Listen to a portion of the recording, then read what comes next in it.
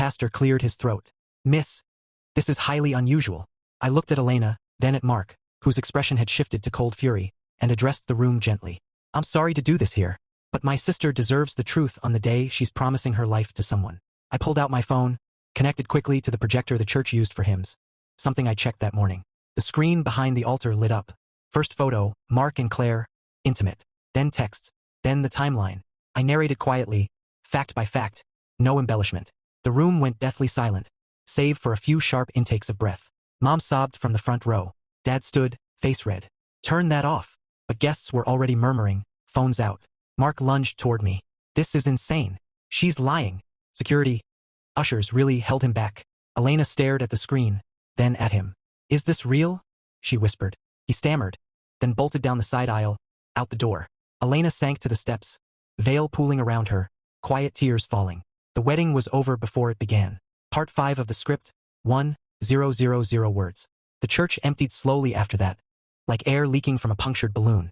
Guests filed out in hushed clusters, some offering awkward hugs, others avoiding eye contact altogether. The lilies on the altar seemed to wilt before my eyes, their sweet scent turning cloying in the heavy silence. Mom sat in the front pew, her face buried in Dad's shoulder, soft sobs muffled against his suit jacket. Dad's arm was around her, but his eyes, when they met mine, were hard, unreadable.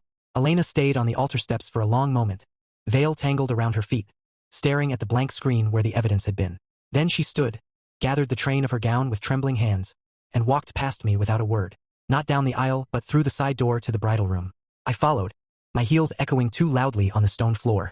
Inside, the room felt stuffy, mirrors reflecting her from every angle. A bride with mascara-streaked cheeks and quivering lips. She turned to me slowly. How could you? Her voice was low, raw. On our wedding day, in front of everyone. I couldn't let you marry him, I said, throat tight, not knowing what I knew. He was still seeing her, Elena.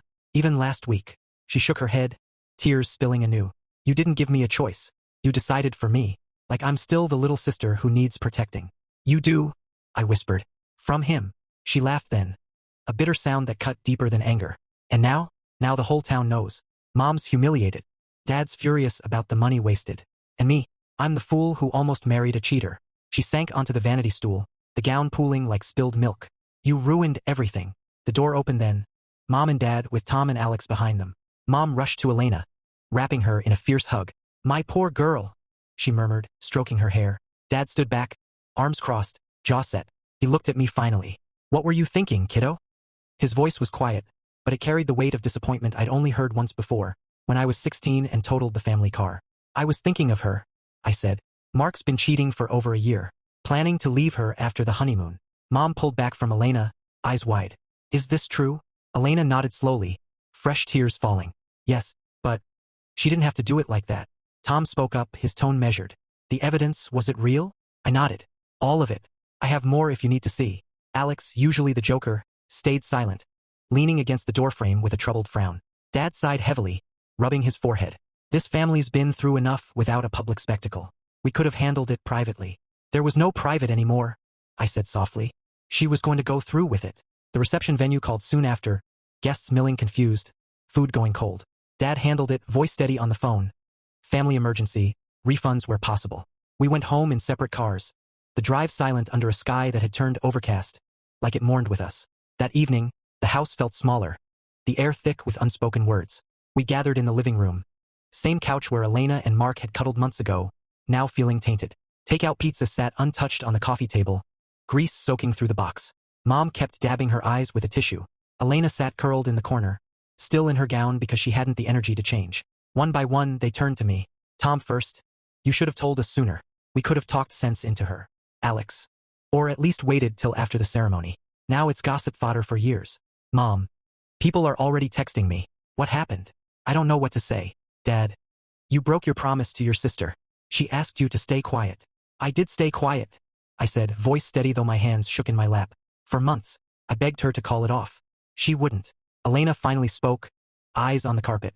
You humiliated me, made me look weak, like I couldn't handle my own life. The words landed like stones. I felt the shift then, the family closing ranks around her, the injured one, and me suddenly on the outside. Days blurred into weeks. Mark disappeared, no calls, no texts, just gone with whatever deposits he could claim. Claire apparently dumped him once the scandal hit. Sarah sent one last message. He's crashing on friends' couches now. Karma. But the fallout for me was immediate. Elena blocked my number. Mom's calls were short, strained. Give her space. Dad's were non-existent. My brothers sent occasional texts, polite, but distant. I drove back to the city alone, the highway stretching empty ahead, radio static filling the silence.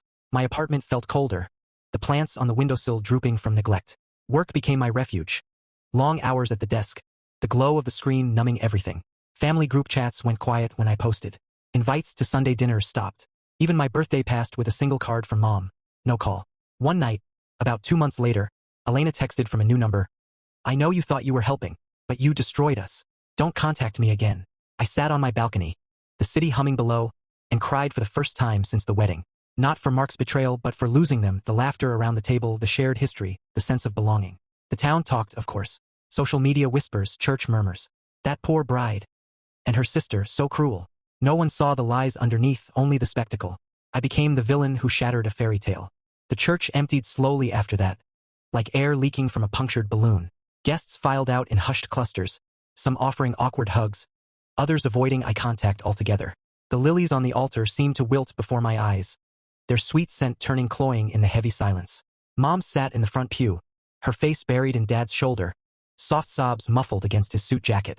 Dad's arm was around her, but his eyes, when they met mine, were hard, unreadable. Elena stayed on the altar steps for a long moment, veil tangled around her feet, staring at the blank screen where the evidence had been. Then she stood, gathered the train of her gown with trembling hands, and walked past me without a word. Not down the aisle, but through the side door to the bridal room. I followed, my heels echoing too loudly on the stone floor.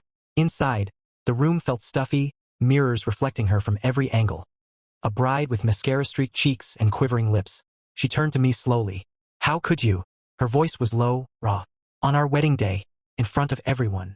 I couldn't let you marry him, I said, throat tight. Not knowing what I knew. He was still seeing her, Elena. Even last week. She shook her head, tears spilling anew. You didn't give me a choice. You decided for me. Like I'm still the little sister who needs protecting. You do, I whispered. From him. She laughed then.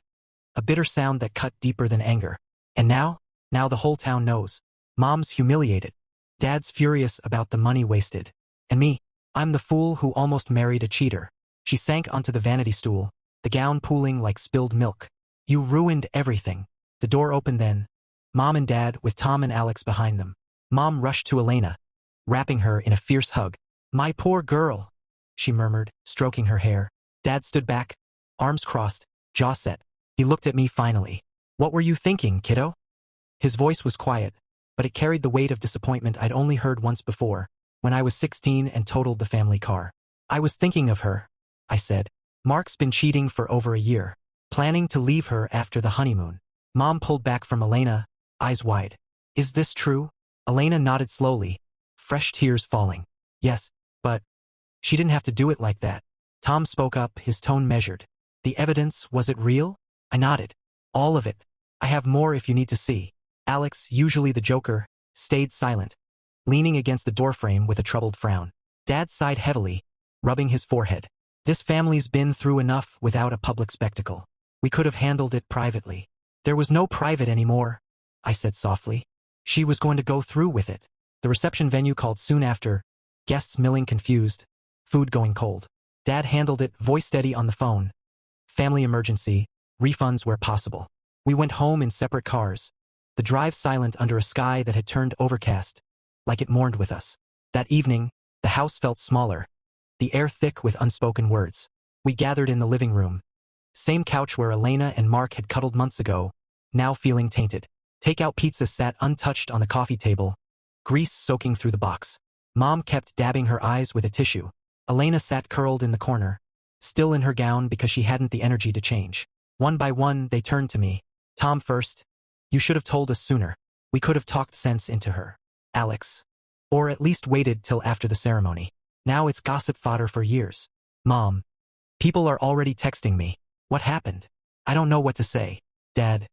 You broke your promise to your sister. She asked you to stay quiet. I did stay quiet, I said, voice steady though my hands shook in my lap. For months, I begged her to call it off. She wouldn't.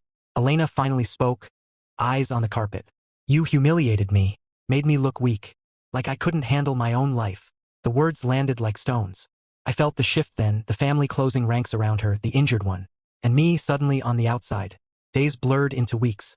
Mark disappeared, no calls, no texts, just gone with whatever deposits he could claim. Claire apparently dumped him once the scandal hit. Sarah sent one last message. He's crashing on friends' couches now. Karma. But the fallout for me was immediate. Elena blocked my number. Mom's calls were short, strained. Give her space. Dad's were non-existent. My brothers sent occasional texts. Polite, but distant. I drove back to the city alone. The highway stretching empty ahead. Radio static filling the silence. My apartment felt colder. The plants on the windowsill drooping from neglect. Work became my refuge. Long hours at the desk. The glow of the screen numbing everything. Family group chats went quiet when I posted. Invites to Sunday dinners stopped. Even my birthday passed with a single card from Mom. No call. One night, about 2 months later, Elena texted from a new number. I know you thought you were helping, but you destroyed us. Don't contact me again. I sat on my balcony, the city humming below, and cried for the first time since the wedding. Not for Mark's betrayal, but for losing them, the laughter around the table, the shared history, the sense of belonging. The town talked, of course. Social media whispers, church murmurs. That poor bride. And her sister, so cruel. No one saw the lies underneath, only the spectacle. I became the villain who shattered a fairy tale. As I stood there in the back of the church, watching my sister glide down the aisle in her pristine white gown, a wave of nausea hit me like the first crack of thunder in a summer storm. I clutched the pew in front of me, my knuckles turning white, and whispered to myself, this can't be happening, but it was. And in that moment, I knew I had to speak up, or live with the regret forever. The organ music swelled around me, filling the air with notes that should have been joyful, but felt like a dirge in my ears. My family was all there.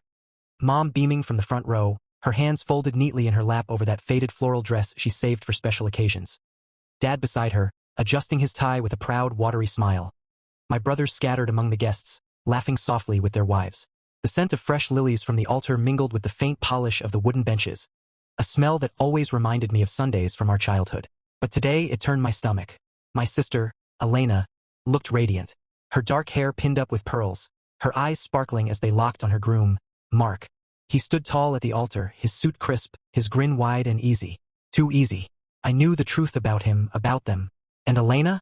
She was my blood. My little sister. The one I'd protected all our lives. How had it come to this? It started innocently enough, or so I thought.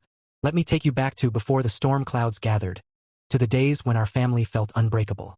We grew up in a modest house on the edge of a quiet suburb in Ohio. The kind of place where neighbors waved from their porches and kids rode bikes until the streetlights flickered on. Mom was the heart of it all. A schoolteacher with a gentle voice that could soothe any scraped knee or broken heart.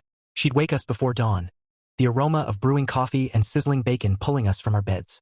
Rise and shine, my darlings, she'd say, her apron dusted with flour from the biscuits she made from scratch. Dad worked at the local factory, his hands calloused from years on the assembly line, but he never complained. Evenings, he'd sit in his recliner, pipe in hand, the sweet tobacco smoke curling lazily toward the ceiling as he read the paper aloud to us. Elena and I were inseparable back then. She was 3 years younger, with that wild spirit that made her the family's spark. I'd braid her hair while she chattered about school crushes or dreams of becoming a dancer. Someday, I'll twirl across a stage in New York, she'd declare, spinning in our shared bedroom until we both collapsed in giggles on the quilted bedspread. I was the steady one, the protector, always stepping in when bullies teased her for her freckles, or when she scraped her knee chasing fireflies. Our brothers, Tom and Alex, were the bookends. Tom the eldest, serious and reliable, already talking about college scholarships. Alex the baby, mischievous and full of pranks that left us all laughing until our sides hurt. As we grew older, life pulled us in different directions, but the bonds held. I moved to the city for a job as a graphic designer, settling into a cozy apartment with plants on every windowsill and the hum of traffic outside. Weekends, I'd drive back home for family dinners. Mom's pot roast simmering on the stove, the table set with mismatched plates that told stories of holidays past. Elena stayed closer, working at a boutique downtown, her laughter still as bright as ever. She met Mark at a coffee shop one rainy afternoon. He was a salesman, charming with his easy smile and stories of travels abroad. He's the one, sis? She confided to me over the phone one night, her voice bubbly like champagne. He makes me feel seen, you know? I liked him at first. He fit right in at our gatherings, helping Dad grill burgers in the backyard, the smoke rising in lazy plumes while crickets chirped in the grass.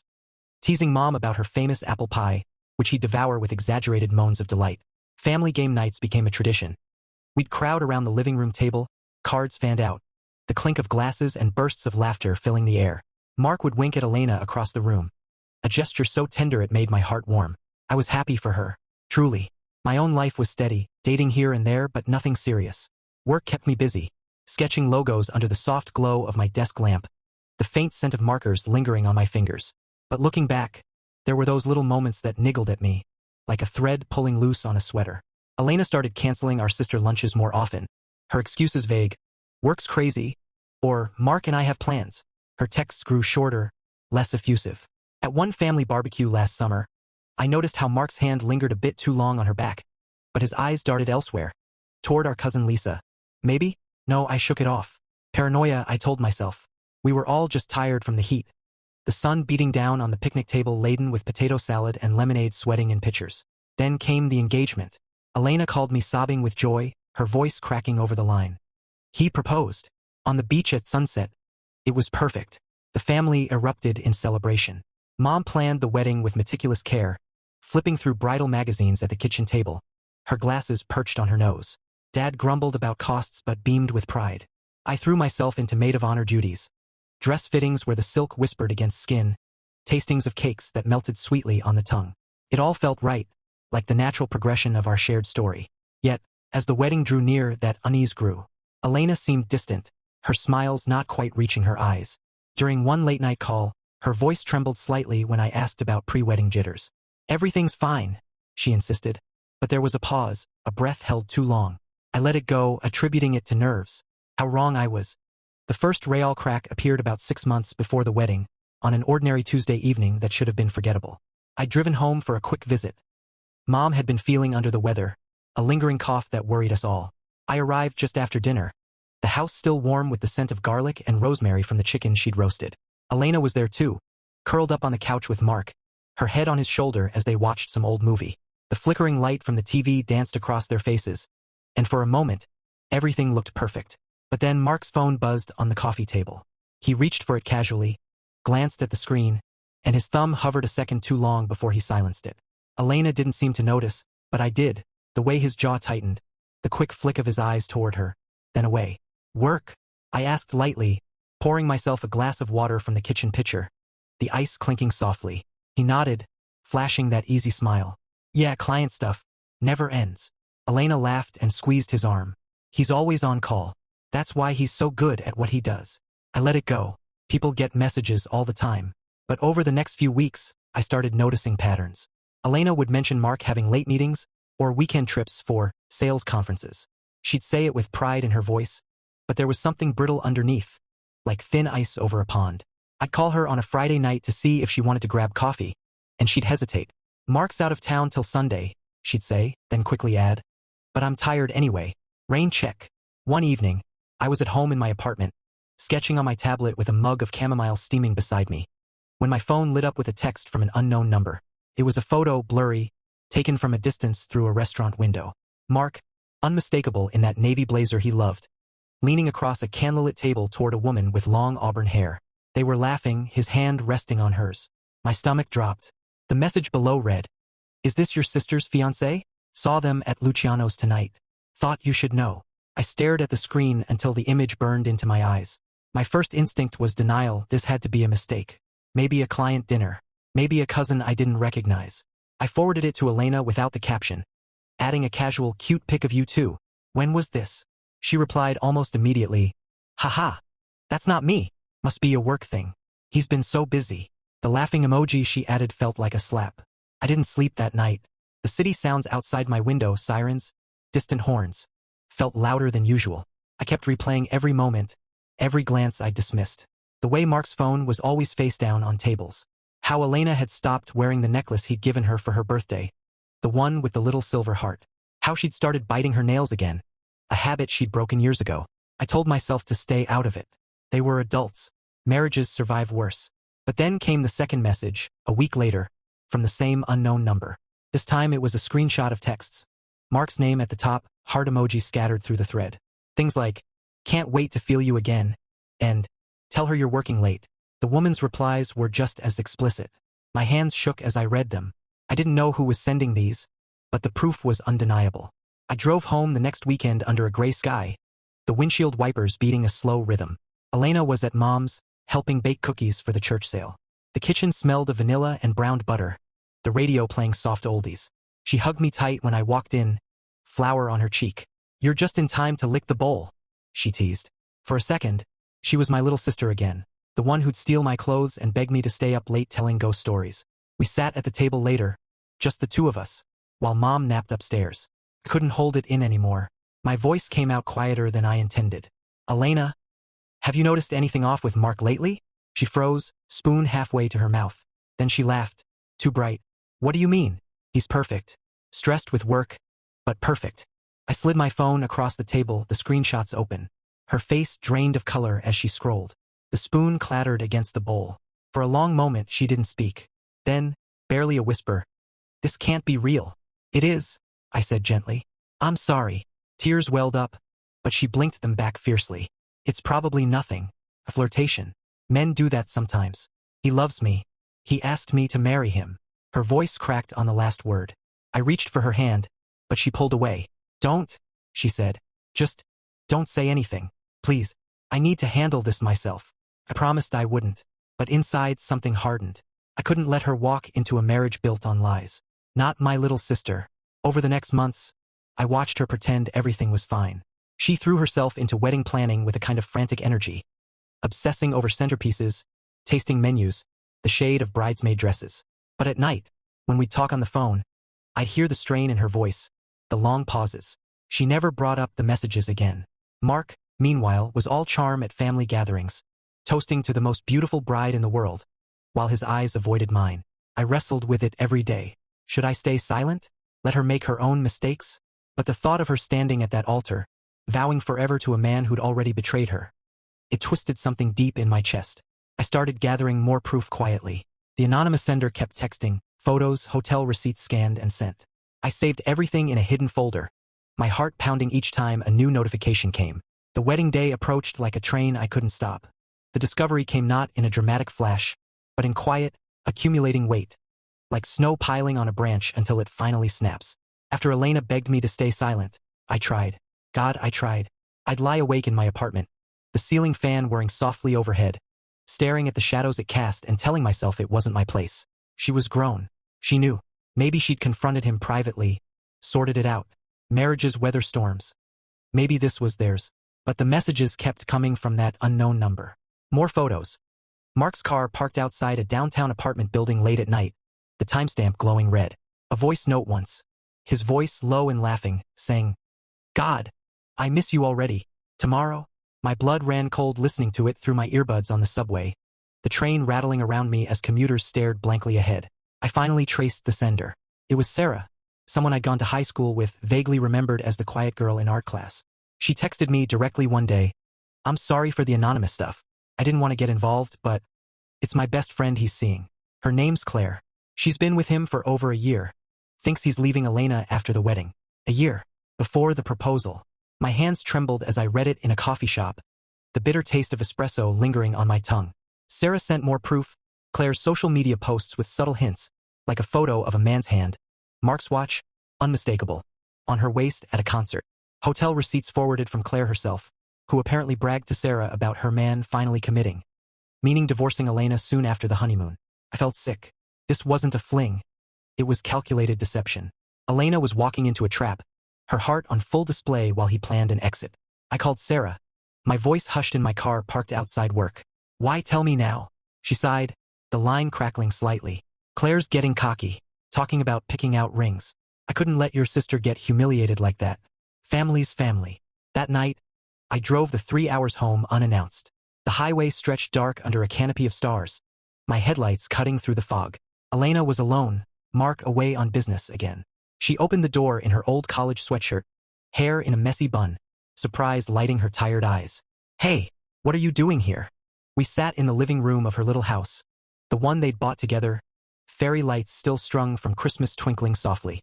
The air smelled of her lavender candle, the one she always burned when stressed. I laid it all out gently at first, the messages, the photos, Sarah's story. Then I showed her everything on my laptop, side by side, timelines matching his trips with Claire's posts. Elena's face crumpled slowly, like paper held too close to flame. She scrolled in silence, her breath coming in shallow hitches. When she reached the voice note, she played it, his words filling the room. She paused it midway, hand over her mouth. That's him. I'm so sorry, I whispered, reaching for her. She stood abruptly, pacing the worn carpet. No, this is edited. Or he's joking. Men say stupid things. But her voice broke, tears spilling now. She sank back down, sobbing into her hands. How could he? We picked out china patterns last week. He told me he loved me this morning. I held her then, her body shaking against mine like when we were kids and thunderstorms scared her. He doesn't deserve you, I murmured into her hair. You can't marry him, Elena. Not like this. She pulled back, eyes red and fierce. I need to hear it from him. Confront him. He came home the next evening. I was still there at her insistence. The front door clicked open, his keys jingling as he called out cheerfully, Honey, I'm home. Brought Thai, your favorite. The smell of curry and lemongrass wafted in as he entered the kitchen where we waited. His smile faltered when he saw me. Oh, hey, family meeting? Elena stood, arms crossed tight. Her voice was steady at first. Who is Claire? The color drained from his face. He set the takeout bags down slowly, the paper crinkling loudly in the silence. What? Babe, don't lie. She cut in, sharper now. I've seen everything. The texts, the hotels, the plans to leave me after the wedding. He glanced at me, eyes narrowing. This is your doing, isn't it? Stirring trouble. No, I said calmly. The truth found its way out. He turned back to Elena, voice softening, pleading. It's not what you think. It was a mistake. A stupid, drunken thing that got out of hand. I ended it weeks ago. I love you. The wedding. It's all I want. But Elena was shaking her head, tears streaming. A year, Mark? Before you even proposed? You used me. He reached for her, but she stepped back. Get out, she whispered. Then louder, get out. He argued, voice rising, blaming stress, blaming me for poisoning her mind. Your sister's always been jealous. He spat in my direction. Single and bitter, ruining what we have. The word stung, but I stayed quiet. Elena pointed to the door, her hand trembling. Leave, now. He grabbed his keys, slamming the door behind him. The house felt suddenly too quiet, the Thai food cooling untouched on the counter. Elena collapsed into my arms again, sobbing harder than before. What do I do? The wedding's in 2 months. Everyone's coming. Mom and Dad. We tell them, I said softly. Together. But she pulled away, wiping her face. No, not yet. I need time. Promise me. You won't say anything until I decide. I promised. Again. The weeks that followed were torture. Elena called off nothing. She met with Mark in secret. He begged forgiveness with flowers and tears, promising counseling. She wavered, confiding in me late-night calls, her voice raw from crying. Maybe people change. Maybe it's cold feet. But I saw the new messages Sarah sent. Mark still seeing Claire, lying to both. Elena refused to look. I can't, she'd say. Not again. The invitations were sent. Deposits paid. The dress hung in her closet, veiled and waiting. I watched my sister fade. Smiles forced at bridal showers, laughter too loud. And I knew. If she went through with it, the betrayal would destroy her later, publicly, painfully. I couldn't let that happen. I couldn't sleep the week before the wedding. Every night, I'd sit on my balcony with a cup of tea gone cold in my hands, watching the city lights flicker below, and feel that knot in my chest tighten. Elena had taken Mark back, or at least she'd convinced herself to. After that confrontation, he'd moved out for a few days, then returned with apologies scripted like a movie. On his knees in her living room, tears in his eyes, promising therapy, promising change. She called me the day he came back, her voice small and hopeful. He swears it's over. He showed me deleted messages, blocked her number in front of me. People make mistakes, right? I wanted to believe it for her sake. But Sarah's updates hadn't stopped. Just 2 weeks before the wedding, another photo. Mark and Claire at a bar, her head on his shoulder, his arm around her waist. The timestamp fresh. I forwarded it to Elena without comment. She didn't reply for a day. Then, it's old. He's explaining everything. No emoji this time. Just those words, flat on the screen. I begged her over the phone, my voice cracking for the first time. Elena, please, call it off. You deserve someone who chooses you every day, not just when they're caught. She got quiet. Then, if I cancel now, everyone will know something's wrong. Mom's heart. You know how she gets. And the money, Dad remortgaged the house for part of it. I can't do that to them. It's not your fault, I said. He's the one who. You're pushing too hard, she interrupted, sharper than I'd ever heard her. Maybe you're right, maybe you're wrong, but it's my life. Stay out of it. The line went dead. She didn't answer my calls after that. Texts went unread. I drove home twice, but she wouldn't open the door. Mom answered once, confused. Elena's resting.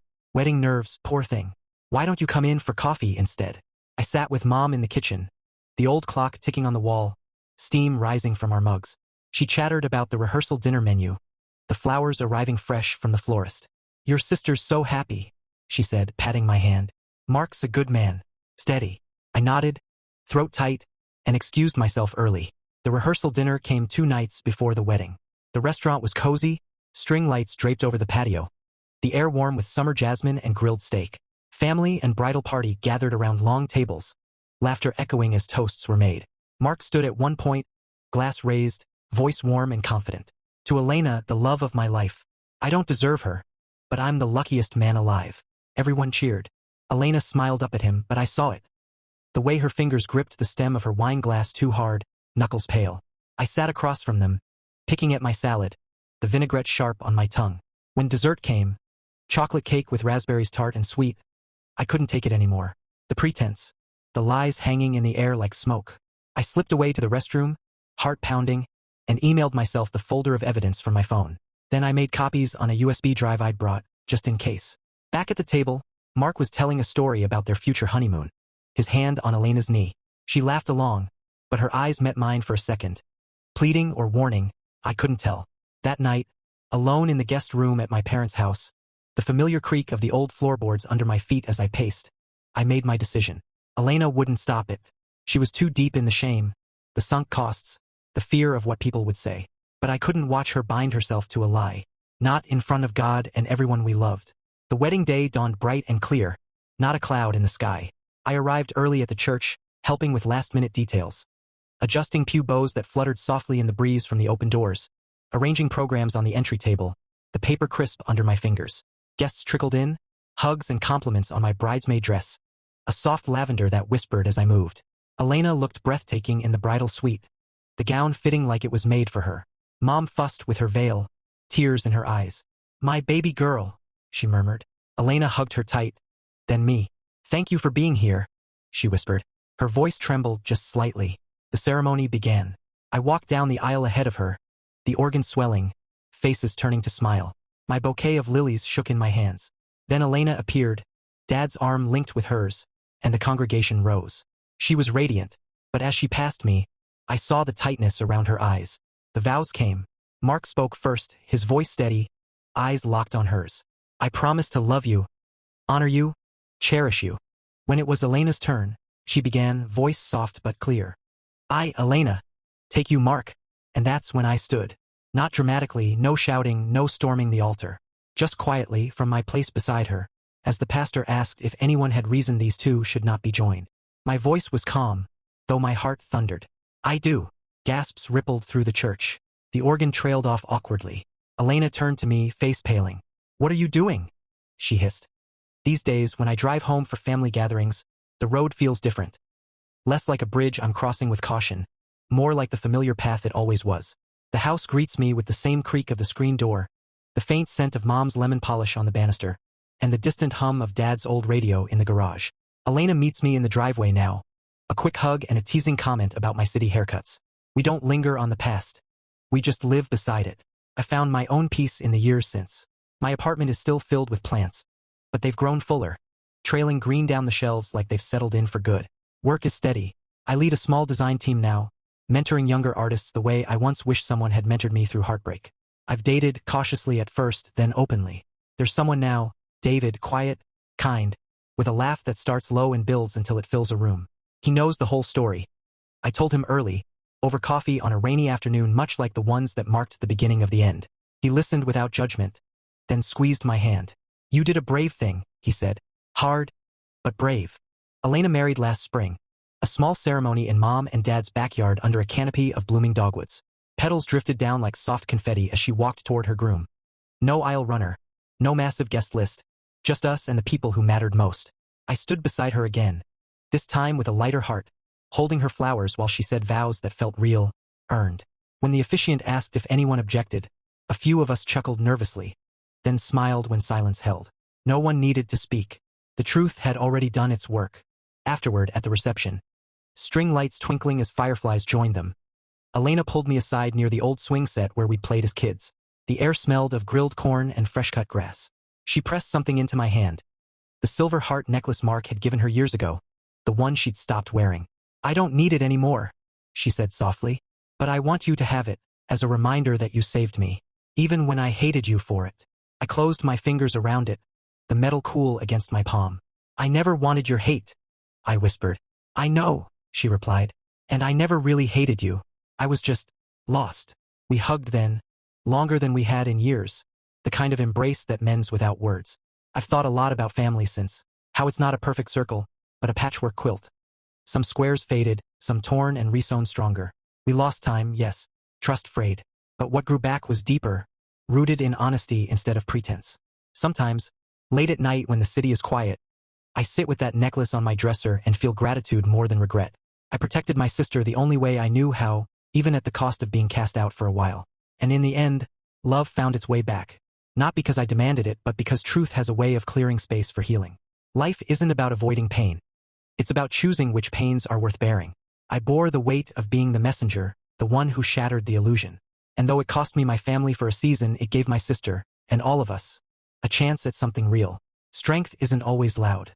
Sometimes it's standing alone in a church full of people you love, speaking a truth no one wants to hear, knowing the silence afterward might last years. But it passes. It always does. And what remains is something quieter, truer. A family that chooses each other, not out of obligation, but out of grace. Looking back now, with the wisdom that only time can bring, I see that exposing the truth at Elena's wedding wasn't just about saving her from a faithless man. It was about honoring the bond we shared, even if it meant standing alone in the storm. Families are fragile things, held together by threads of love and trust, and sometimes those threads fray under pressure. But they can be rewoven, stronger for the mending.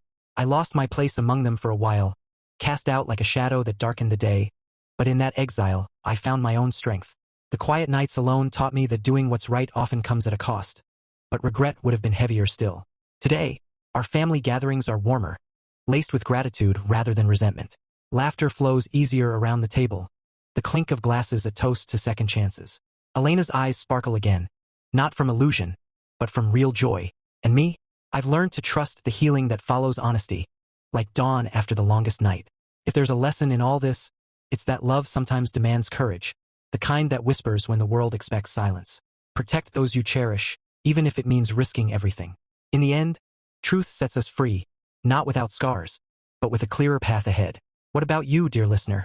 If you stood in my shoes, watching someone you love walk toward heartbreak, would you have spoken up, no matter the fallout? Share your thoughts in the comments below. I'd love to hear your stories.